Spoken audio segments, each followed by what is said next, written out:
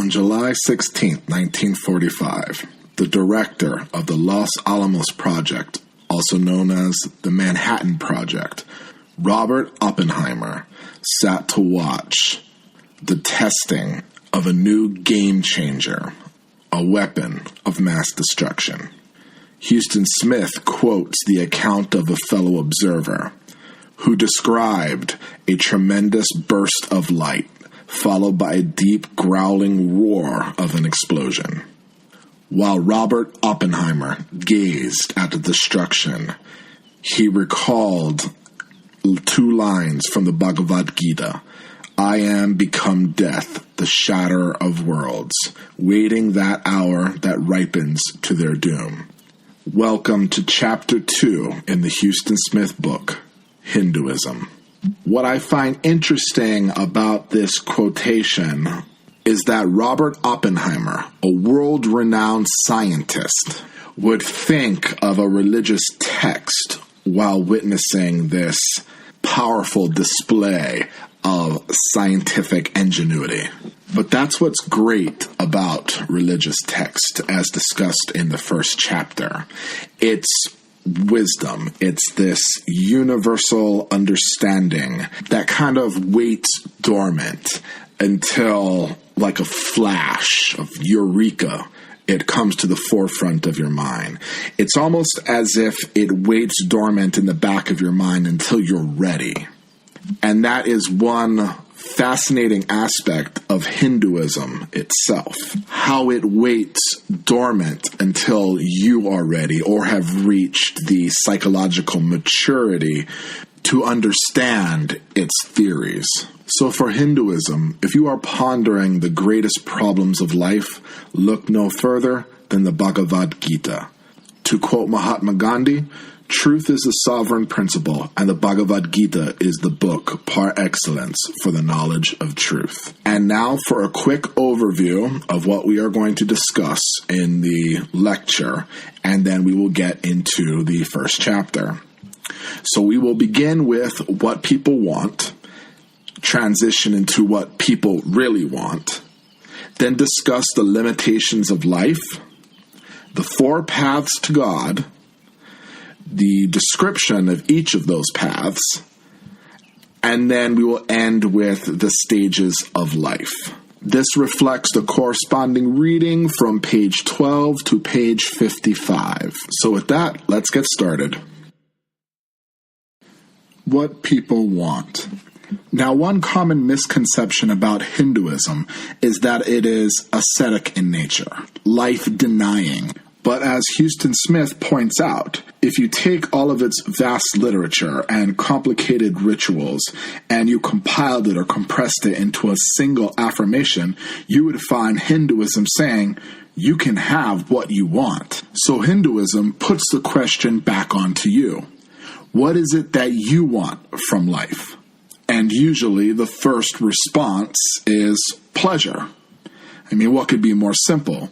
We understand and survive by identifying that which gives pleasure versus that which produces pain. So Hinduism states, if it's pleasure that you want, then go ahead and get it. In fact, it's the first legitimate ends of life, or what Hinduism calls kama, which is pleasure.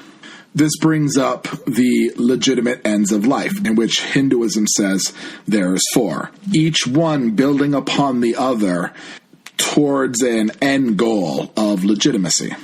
The first goal, kama, or what the Greeks would call hedonism, is this search for pleasure. Now, not every impulse can be followed with impunity. If everybody's goal 24/7 was just seeking pleasure and nothing else, we could see how you would run into issues. Enter the philosopher Soren Kierkegaard, who tried his best to live an aesthetic life, a life that is completely guided by pleasure or a pleasure-seeking principle. Now, that's different than ascetic. Ascetic is the negation of pleasure. So upon trying to live a purely aesthetic life, Soren Kierkegaard described it as sickness unto death. He quotes, "In the bottomless ocean of pleasure, I have sounded in vain for a spot to cast anchor." So why isn't pleasure enough? This is where India, or Hinduism, sits and waits for its time. Because as it said before, go ahead and seek it out. If pleasure is what you want, don't suppress that desire. Go for it. But as Kierkegaard states, "I have felt the almost irresistible power with which one pleasure drags another after it, the kind of adulterated enthusiasm which is capable of producing the boredom, the torment which follows." So in short, pleasure doesn't last long. You get bored of a specific pleasure and you start looking for another one. And then when you find one, this is that casting anchor, it is only a matter of time before you get bored with that pleasure. This is what Kierkegaard means with this vast ocean of pleasure. Good luck casting an anchor. Sooner or later, everyone wants to experience more than a kaleidoscope of momentary pleasure, however delectable. This is when the second major goal of life comes in. Seeking pleasure for oneself didn't produce meaning or fulfillment.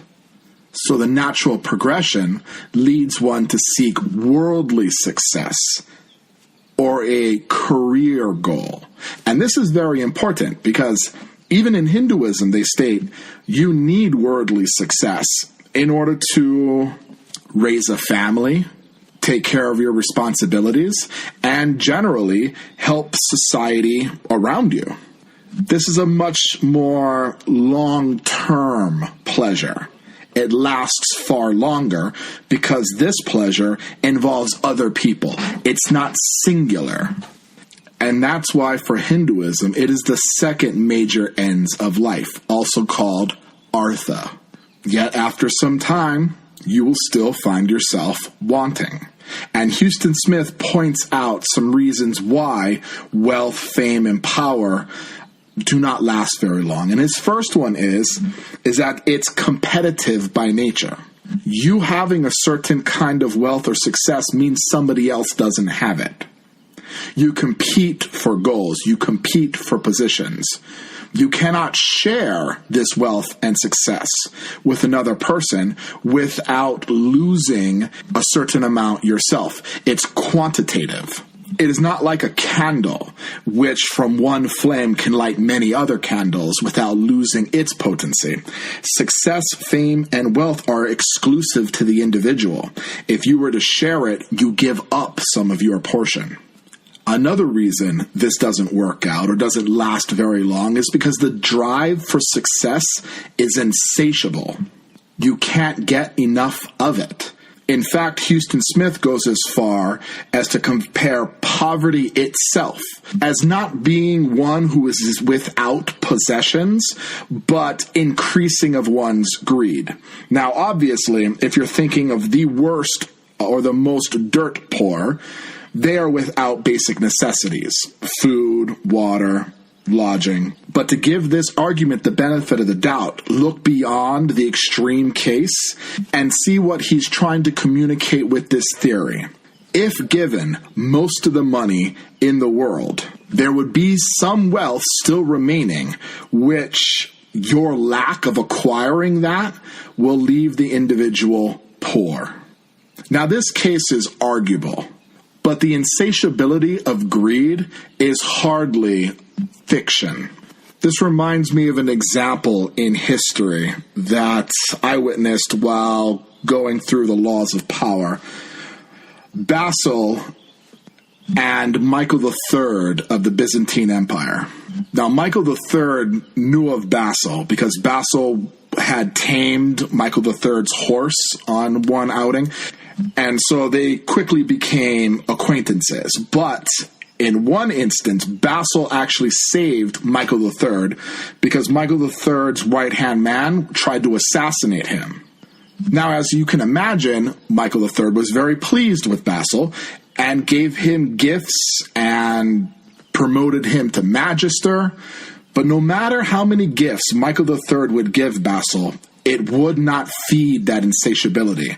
And Basil ended up murdering Michael III to become the new emperor of the Byzantine Empire.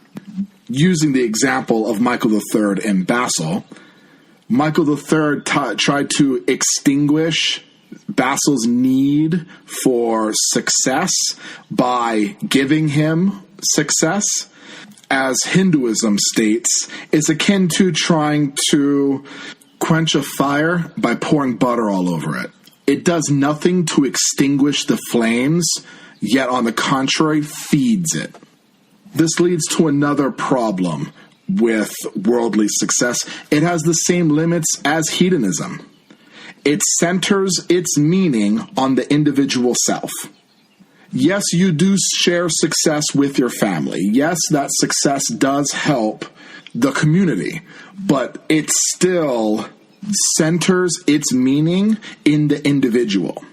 As Houston Smith states, in the end, everyone wants more from life than a country home, a sports car, and posh vacations. And the third and final limitation of worldly success is that it's ephemeral, which means that in death you cannot take it with you. Believe me, the Egyptians tried. And this rounds out what is called the path of desires, which is pleasure seeking or seeking pleasure, and then artha, which is worldly success and wealth and power. Now, to reiterate, Hinduism is not saying don't seek these out initially. Quite the opposite. They say you have to seek out the path of desires before you can even move on to the next step. Because if you haven't gotten bored or you haven't become enlightened with that boredom and that understanding that there has to be something more in life, you won't be seeking out the next path for the right reasons. To quote John Wayne, courage is being scared to death and saddling up anyway. And what he means by this is it's not the absence of fear that promotes courage. It's having the understanding of fear and choosing to do the opposite anyway. So having an understanding of the path of desire and deciding to renounce it to seek something more is how you gain meaning in the path of renunciation. But Hinduism is quick to point out that not everybody will find the path of desire wanting. This is where the idea of reincarnation comes from. We are not all at the same psychological age, or religious age for that matter. And the distinction between the child and the adult extends many or multiple lifespans. This is where, again, the idea of reincarnation comes from. But to seek in this lifetime something beyond the path of desires means you have grown up for Hinduism. And this marks the end of what people want and the start of what people really want. What people really want. So thus far, we have been asking this question, according to Houston Smith, a little bit too superficially. So he breaks down what people tend to want at a fundamental level. And at a fundamental level, what all of us want is to be. We don't want to die. We want to live. Secondly, we want to know. We are insatiably curious. I really enjoy the example he gives when he says, according to studies, monkeys will work longer and harder to discover what's on the other side of a trap door than they will for food or sex. There's this insatiability to find out what is in the unknown. And the third thing we want is we want joy. The opposite of frustration, futility, and boredom. And not really like happiness, but almost like a satisfaction with life. Now, these are the things that people want, but Hinduism takes it a little bit further. Not only do we want these things infinitely. We don't want to run out of these things. We don't want to run out of life. We don't want to run out of knowledge. We don't want to run out of joy. So then what we really want what we all seem to desire at a fundamental level is liberation from the finitude, liberation from the finite that restricts us from being limitless, from having limitless knowledge or limitless bliss. And this liberation is the overall goal for Hinduism, moksha. And we gain moksha, we gain this liberation by foregoing the paths of desires and focusing on the path of renunciation, looking for something more, a duty to more than just myself, which is that dharma. So through dharma, we achieve moksha. But dharma is different for every person, and we'll get into that a little bit later in the four paths to God. But it's important for you to understand that for Hinduism, we are in a perpetual wheel of life and death. That's what they call samsara, a perpetual cycle of life and death. And at our core, we suffer because everything that we want is finite. What we want is this liberation from the finite so that we have the infinite. And Hinduism says not only is this within reach, but we already possess the tools we need in order to achieve moksha. And with that, they start with the underlying notion of the infinite being. They say the infinite being is within yourself. You already possess them. There is an infinite being inside of yourself that they call the Atman, the hidden self. And they say this hidden self is no less than Brahman, the Godhead. It is that infinite self, the Atman, that is responsible for animation. And it is a reservoir of being that never dies and is never exhausted, and is unrestricted in consciousness and bliss. So why don't we have access to it? Well, for Hinduism, they say the Atman is buried deep within under an almost impenetrable mass of distraction and false assumptions and self-regarding instincts that comprise our surface selves. So it's almost as if we need to cleanse ourselves of these distractions and false assumptions in order to reach or have that Atman come into full display, shine forth. To borrow a metaphor from Zen Buddhism, it's a dirty mirror that needs scrubbing, and the more you clean it, the more it easily reflects the light. So in this aspect, we're scrubbing our soul. We're scrubbing our Atman. And I don't mean soul in the Christian aspect of soul, because there's not a heaven or hell associated with Hinduism. Their heaven is the moksha, or the liberation from the circle of life and death and reincarnation of life and death. But with perseverance, with correct duty or virtuous duty, dharma, one can cleanse the Atman to the point where its inner light can shine forth in full display. Now, the grease that's on our mirror is kind of this perpetual karma that has built up. Something we will get into in much more detail in just a little bit. And if you're confused about samsara and how that works with liberation and reincarnation, that is gone over in much more detail in the next lecture, because Houston Smith really tackles that at the end of the chapter. This leads us to the next section, which discusses this beyond that's within us. The beyond within. Houston Smith starts off this chapter by saying, according to Justice Holmes, the aim of life is to get as far as possible from imperfection.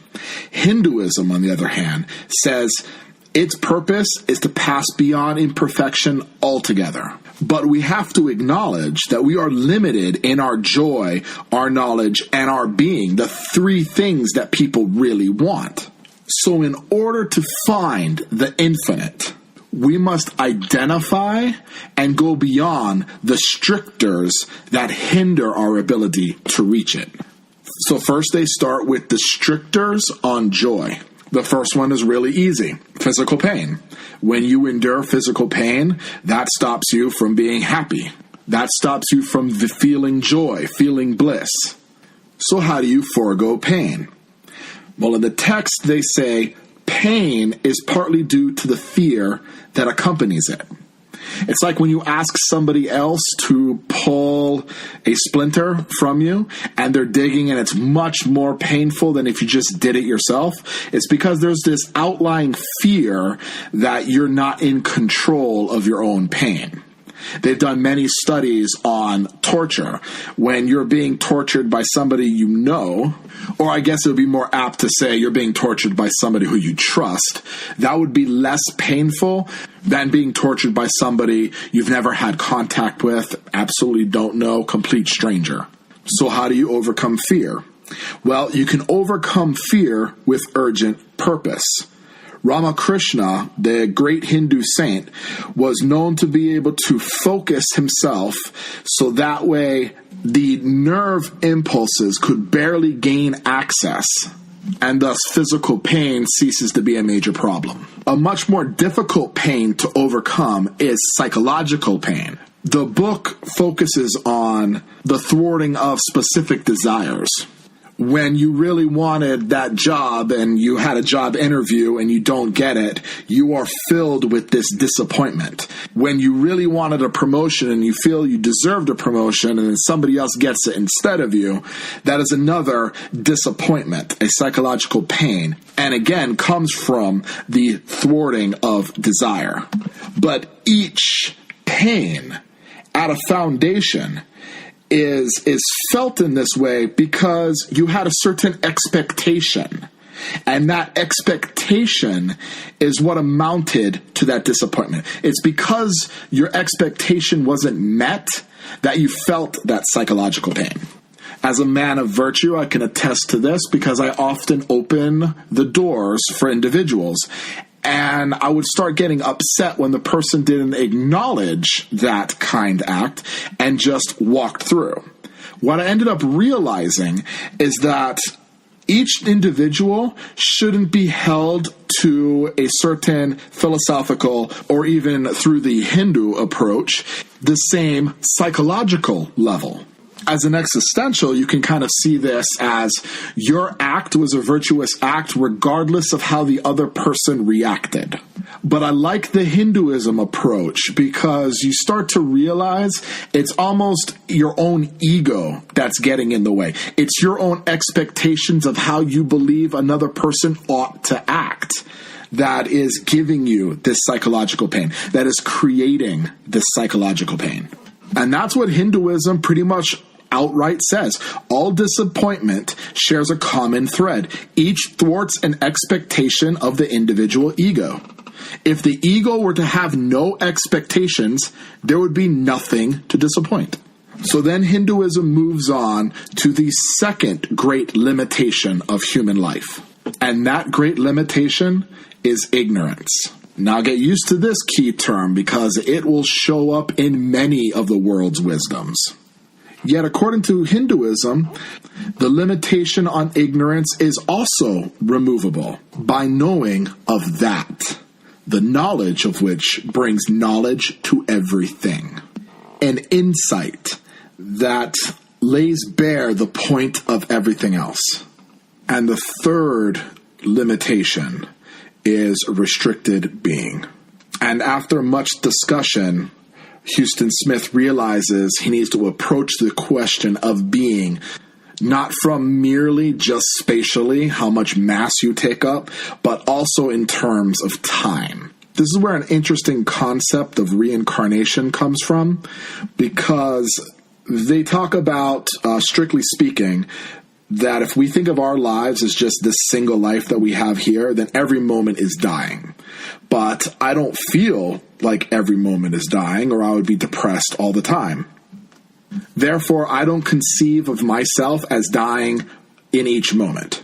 because I do not equate myself with my individual moment. I can see tomorrow. I can see what I'm going to do next week. I have this idea. I'm not a child that only sees what's in front of them. When something is broken, they don't understand that there's a possibility it can be fixed. They're only in the moment.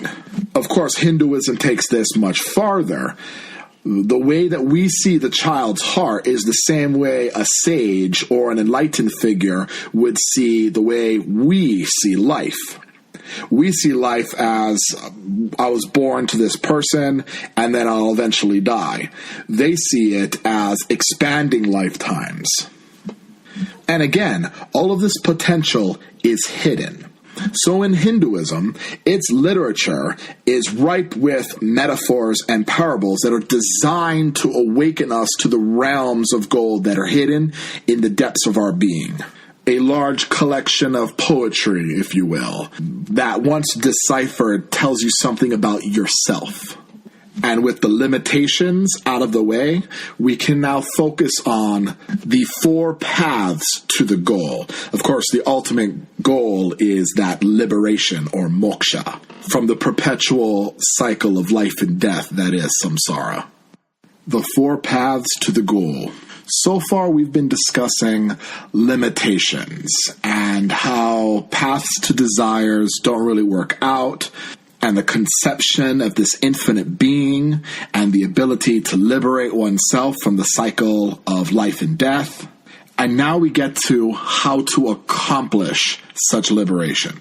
For Hinduism, its specific direction for actualizing human potential, and it comes under the heading of yoga. Now, etymologically, yoga derives from the same root as does the word yoke. And the yoke carries a double connotation, as it says in the book, to unite or bring together or place under discipline. To bring under the yoke, or to take my yoke upon you. Generally, though, yoga is a method of training designed to lead to integration or union. Specifically, to unite the human spirit with the God that lies concealed in the deepest recesses. How to come to Brahman and remain in touch with Brahman. Yet not all of us will have the same path. For Hinduism, there are 4 distinct spiritual personalities, and therefore 4 distinct methods to reach or unite with God. 4 different yogas. There is a yoga for those who are primarily reflective. There's a yoga for the emotional. There is a yoga for the active. And there is a yoga even for those who are experimentally inclined. However, even though there are 4 spiritual personalities, there are still foundations that one needs to adhere to in order to succeed at any one. Because, according to the book, religion is always more than just morality. If it lacks a moral base, it will not stand. So every yoga involves cultivating habits or non-injury, truthfulness, not stealing, self-control, cleanliness, containment, self-discipline, and a compelling desire to reach this goal. Yet in each yoga, there's going to be astute wisdom hidden in there. So let us look at the theories and how to attain perfection and see if we can find value in each of the yoga's distinctive instructions. The way to God through knowledge, also called Jnana Yoga. Now, the Jnana Yoga is intended for those who want to seek the Godhead through knowledge. And you may ask yourself, what does knowledge or understanding have to do with transcendence? Well, often in philosophy, there are many examples of when somebody figures something out or they reach a certain understanding, there is an emotional reaction that often accompanies it. When René Descartes realized in his search for certainty that he ended up negating or doubting his entire existence, he became hopeless. I mean, that's the first chapter of the Meditations, when Descartes is locked in complete hyperbolic doubt. Or even Avicenna, the Islamic philosopher, when he watched a sundial and could not see the sundial moving, and yet he knew it did in fact move. He realized he couldn't trust his very senses, and that left him in a state of total depression. And on the reverse side, there's other aspects. When somebody realizes something, they jump up and say, Eureka! The scientist Archimedes, who was able to measure the gold in a crown by submerging it in water. When we realize something or we gain wisdom, we are filled with a kind of euphoria. For Jnana Yoga, enlightenment, this break from samsara, this liberation of moksha, can be attained through understanding. But make no mistake, this is the shortest path in yoga, but it is by far the steepest. The concept that Jnana Yoga tells you to adhere to is hard to grasp. But of course it's hard, right? To quote Tom Hanks, of course it's hard. If it wasn't hard, everybody would do it. It's the hard that makes it great. So for those with a strong reflective bent, this union with the Godhead, this yoke, is made or acquired through knowledge. And the key theory here comes under the umbrella of discrimination, the power to distinguish between the surface self and the larger self that is out of sight. To be able to convince yourself that you are more than just a finite self. Now, this is acquired in 3 stages: by learning, by thinking, and then by shifting one's self-identification to his or her abiding parts, driving a wedge between the skin-encapsulated ego and one's Atman. Now, for our purposes, this theory assumes identity as not being strictly material. Your self, your infinite self, lies dormant, almost as if consciousness can be conceptualized, because concepts can never die. So in the first stage of learning, you're kind of introducing yourself to the prospect that your essential being is this being itself. In the second step of thinking, you have intensive reflection, which introduces the hypothesis that the Atman, this God within, must change from a mere hypothesis to an actual realization, an understanding, if you will. And to further elaborate, Houston Smith points out that science tells you that there's nothing in your body that was there 7 years ago. Your mind, your personality have undergone comparable changes. And yet throughout, you've been able to keep or remain in your identity, who you are. To separate your personality, your persona, from the actor who's donned the mask. And understand that this is merely one role of many. And while the one role is over, the actor remains. Personality, that's Latin for persona, which means the mask per which he sounded sonare, is distinct from the actor. To quickly paraphrase a famous wax argument, if I had a piece of wax and I was by a fire and it was cool in my hands, it would have a certain smell. It would look a certain way. It would sound a certain way when I bang it on the floor. It would even taste a certain way if I was to put it in my mouth. But if I was to take that same wax and I named it Fred and I stuck it near the fire, Fred would change in all aspects. It would no longer look the same. It would no longer taste the same. It would no longer smell the same. It would not make the same noise when I bang it on the floor. And it would no longer feel the same. And yet it would remain Fred, the piece of wax that I just named. I don't know if that helps clarify the concept, but there you go. So as long as a person keeps thinking and deliberating on this, eventually the third step on the path of knowledge will be attained. This shifting of one's self-identification away from the abiding parts. To be able to understand the actor and split the actor from the persona. All to eventually realize the Atman that exists within. Now, what is the value here?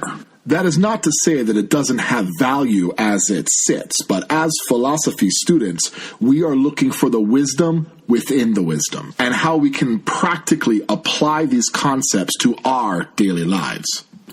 It could lie somewhere in one's ability to separate their ego and their identity.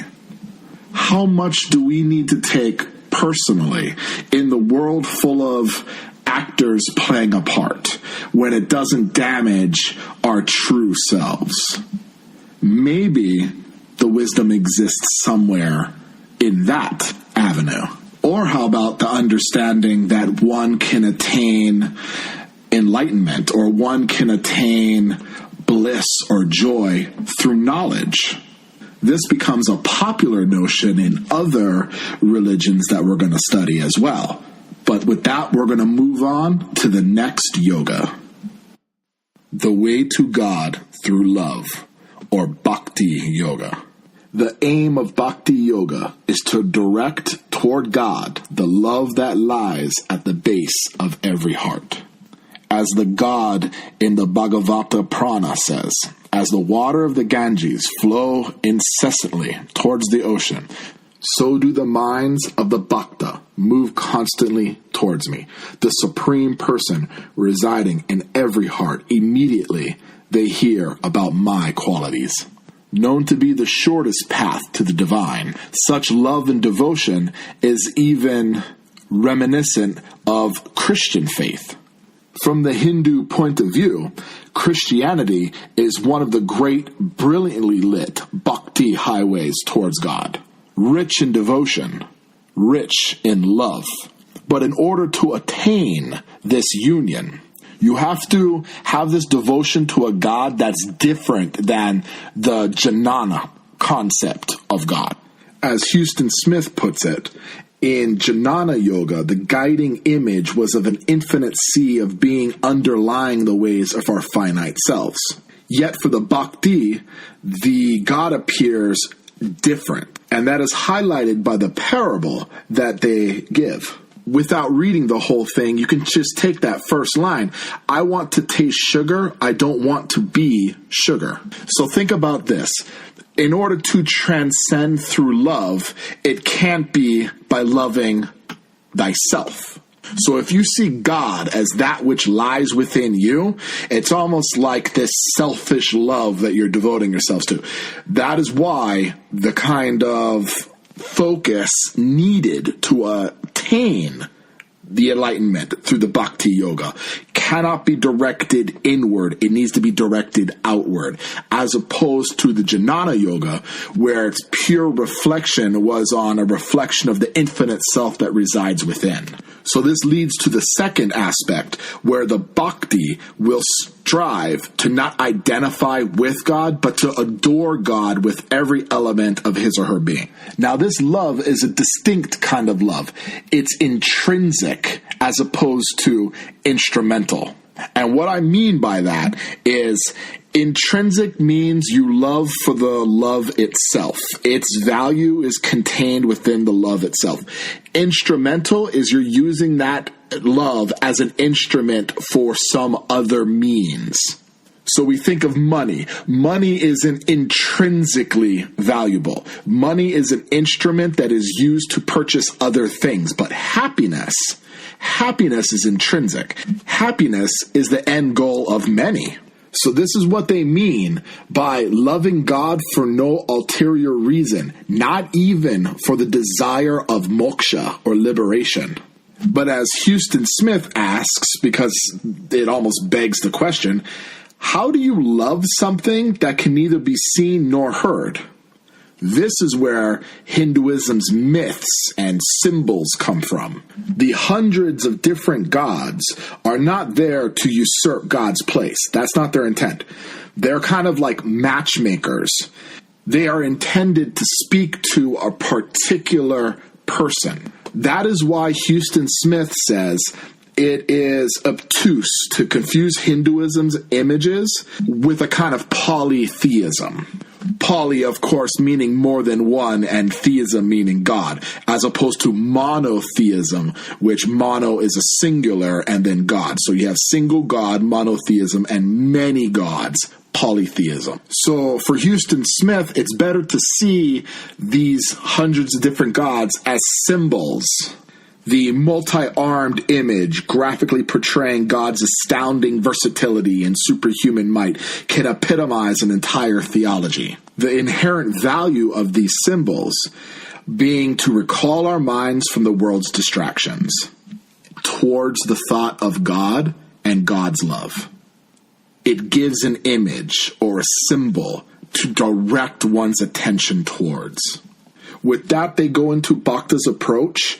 The first one is the practice of repeating God's name, which is supposed to bring that love to a subconscious level. Then the ringing the changes of love, understanding the different kinds of love that exist in the world. For example, a parent's love for a child, and then you have the love of a friend is different than even congenial love. And then worshiping of the gods in the forms of one's chosen ideal. That's where the Hindu symbols come in. Those gods are supposed to appeal to different people. So when a person sees Rama, for example, and that's their favorite god, that can be their favorite god, and they can devote themselves to that god. So now again, we can look at this and ask ourselves, where's the wisdom within the wisdom? Something that's really interesting here is that the symbols in Hinduism, these multi-facet gods, are there in order to help bring you in from the distractions of the world. But also at the same time, think about what our superheroes are nowadays. They are epitomes of perfection in certain states, and we idolize them. Now, is there value in that? Is there a way that takes away our distractions from the world, or maybe feeds something that needs to be fed? So maybe, for practicality, there is something inherent in our need to have these idols that embolden ourselves to seek something beyond our current limitations. And with that, we can move on to the way to God through work. The way to God through work, or karma yoga. This is intended for those people who are more active than others. And why not? Because as a physician writes, the human machine seems indeed to be made for action. And yet karma yoga can be utilized in particular modes, like there is a jnana mode, knowledge-based, or a bhakti, in which the work is primarily through a devoted service. Work is seen as a vehicle for self-transcendence. Every action performed upon the external world reacts on the doer. If I chop down a tree that blocks my view, each strike of the axe unsettles the tree, but it also leaves a mark on me as well. Also, everything I do for my own private well-being adds another layer to my ego. And in thickening, it insulates me more from God. Conversely, every act done without thought for myself diminishes my self-centeredness. And then that separation is thinned. In the Bhagavad Gita, it states, "Do without attachment the work you have to do, surrendering all action to me, freeing yourself from longing and selfishness. Fight unperturbed by grief." Thus, work performed to detach one from their empirical self leads to enlightenment. Empirical or empiricism, meaning that which is known by the senses. Again, like Jnana Yoga, this karma yoga with a jnana focus is meant to draw a line between the finite self and the infinite self, or the eternal self. The whole idea here is to increase the indifference to the consequences that flow from your finite actions, because it's not the eternal self that is doing the work, it's the empirical self, the self that is known by the senses, the spatial self. Now, there's something to be said about this theory, especially from the aspect of karma. When you are doing work primarily for selfish reasons, you can see how your ego could inflate, and that ego could diminish your ability to care about others. And then we've fallen right back into the path of desires, as opposed to the seeking something beyond the hedonistic. But there's also something else of interest here. This idea of working simply to work, simply to be moving. There's a reason why some of the most successful people in the world jog. There's a reason why the most powerful are often active. If the human body is indeed made to be a machine of work, maybe if our focus is without ego and we're just doing work for the sake of work itself, that may have interesting consequences on our ego. Of course, this is all hypothetical, but as philosophy students, we are again trying to find the wisdom that is within these wisdoms. And now we will move on to the way to God through psychological exercise, also known as Raja Yoga, the royal road to integration. This is specifically for those who have a scientific bend. This theory proposes that the human self is layered. Now, this is seen in modern or contemporary psychology.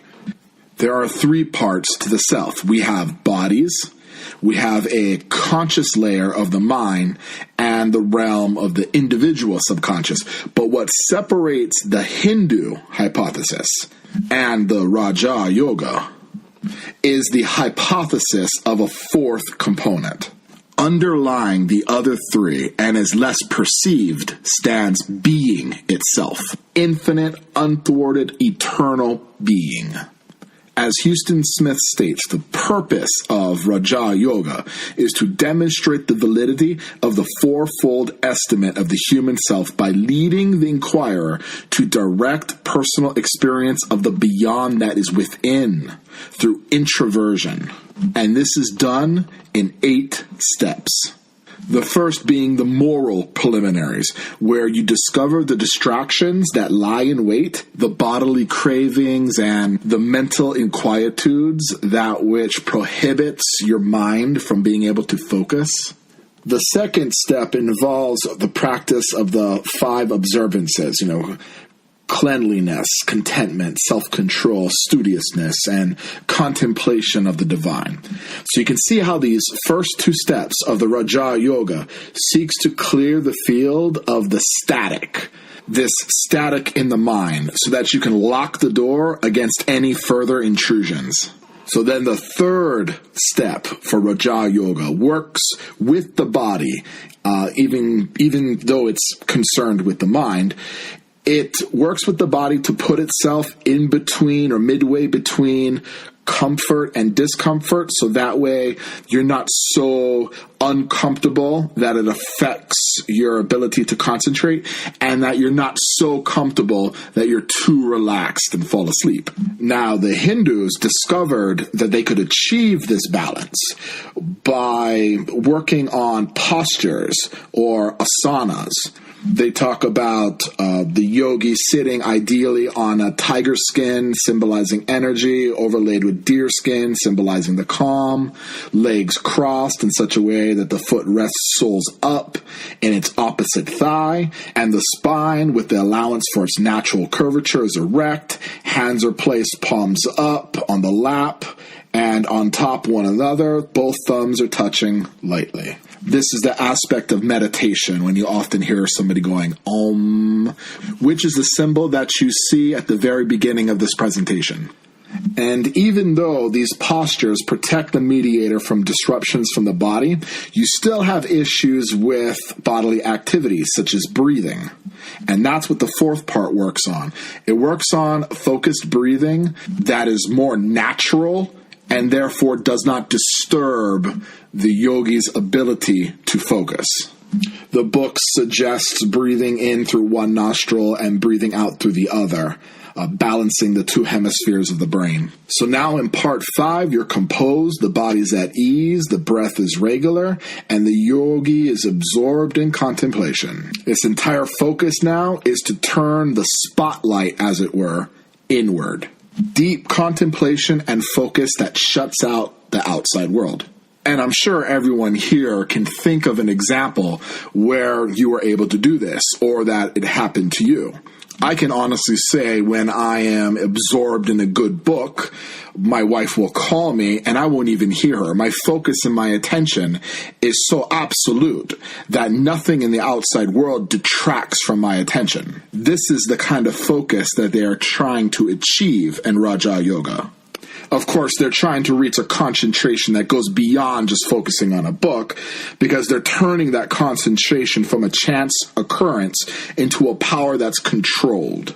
This leads to the 6th step, in which the yogi is now alone with his or her mind. The issue we have here is that the mind never stands still. You can sit there and you can try to focus on the color red, and then 30 seconds later you're thinking about why you're thinking about the color red and other things that are the color red. And oh, that pencil that I had was color red. Who gave me that pencil? My friend gave me that pencil. I haven't seen that friend in a long time. Our minds can be so erratic at times. As the Hindus say, the motions of the average mind are as orderly as that of a crazed monkey. And then, more like a drunk crazed monkey. And then still, that does not seem to capture it. So it's more like a drunk, crazed monkey that has the vitus disease. And apparently still limited in its metaphor. It's like a drunk, crazed monkey with the vitus disease that's been stung by a wasp.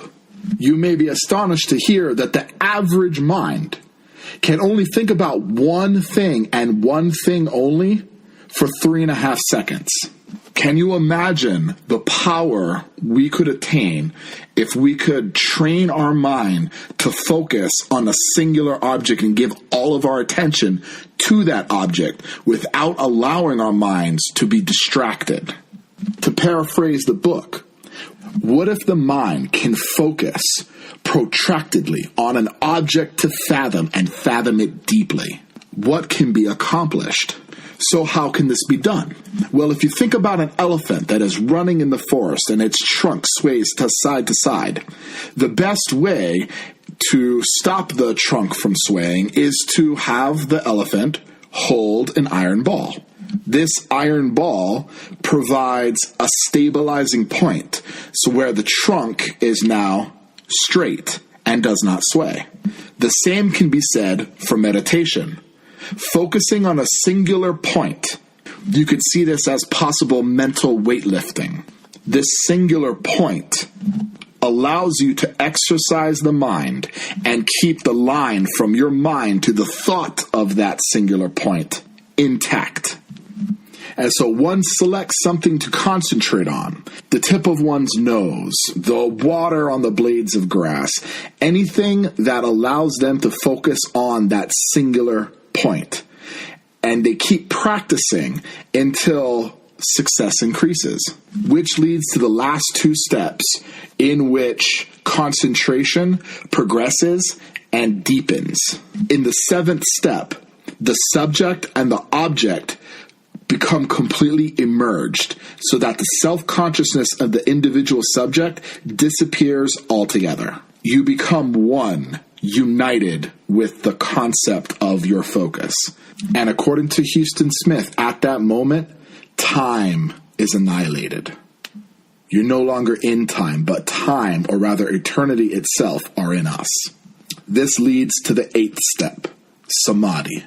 And this is the state of the human mind that is completely absorbed in God. You have united with a concept that is both eternal and timeless. Now, as philosophers, it is time to ask ourselves, what could be some modern applications for this? Not to say that enlightenment is a wasted endeavor. Not at all. But as philosophers, we are tasked to seek the wisdom within the wisdom that we can apply to our daily life. So the practical use here should be apparent. Meditation as a way to exercise your mind's ability to stay focused on a singular concept has many modern applications. To be able to focus and devote yourself to a singular concept until you figure out the mysteries of that concept is what led philosophers like René Descartes to title his book The Meditations, in which the whole book was meditating on his ability to find certainty. And that singular concept carried him through 6 books. I can't even imagine a modern detective's work where they have to focus on singular aspects of a crime in order to deduce other forms of knowledge from that act. With the average person only able to focus for 3 seconds, you could see without meditation how that would be a severe hindrance upon a detective. And with that, we move on to the last part of this lecture, the stages of life.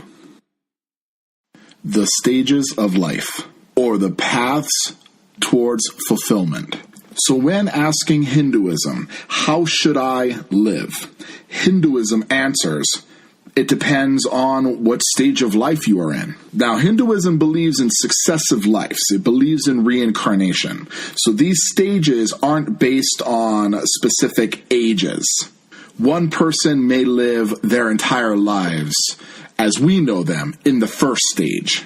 But the point here is that in order to find fulfillment, you have to find out which stage of life you are in. And the first stage is that of the student, where your prime responsibility is to learn.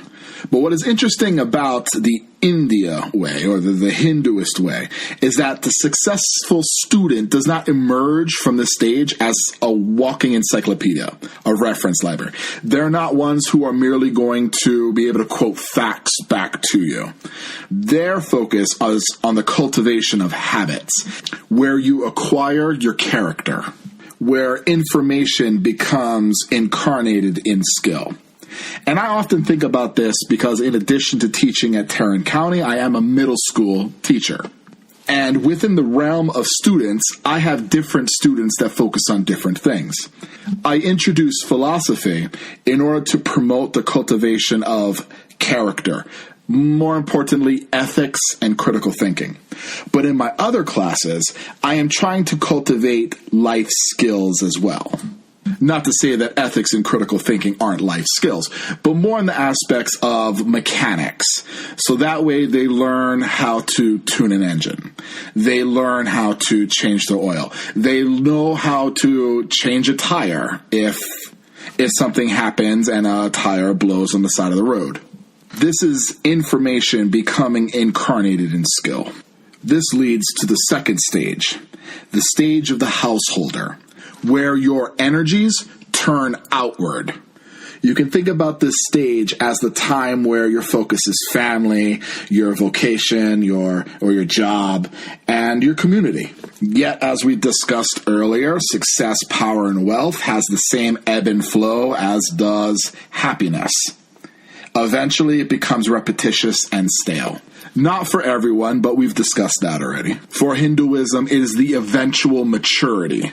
A maturity to the next stage in life, which is the third stage, or the stage of retirement. This is when the individual withdraws from their social obligations, a social obligation that they have been shouldering for quite some time. This is when the individual launches a program for self-discovery, dwells in the reality that underlines the natural world. This is where the individual can take advantage of introspection. Beyond retirement, they reach the final stage of sannyasam. which is defined by the Bhagavad Gita as one who neither hates nor loves anything. No fixed home, no property, just wanders. Houston Smith describes it as the individual who at one time wanted to be somebody, now remains a complete non-entity. No ego. While others seek to be economically independent at their old age, the sannyasin proposes to cut from economics altogether. And with that, we've reached the end of this lecture. Make sure you go over the reading guidelines because that is the main focus of the entire chapter. And more importantly, that's where I'm going to pull questions for the midterm. Have a great day.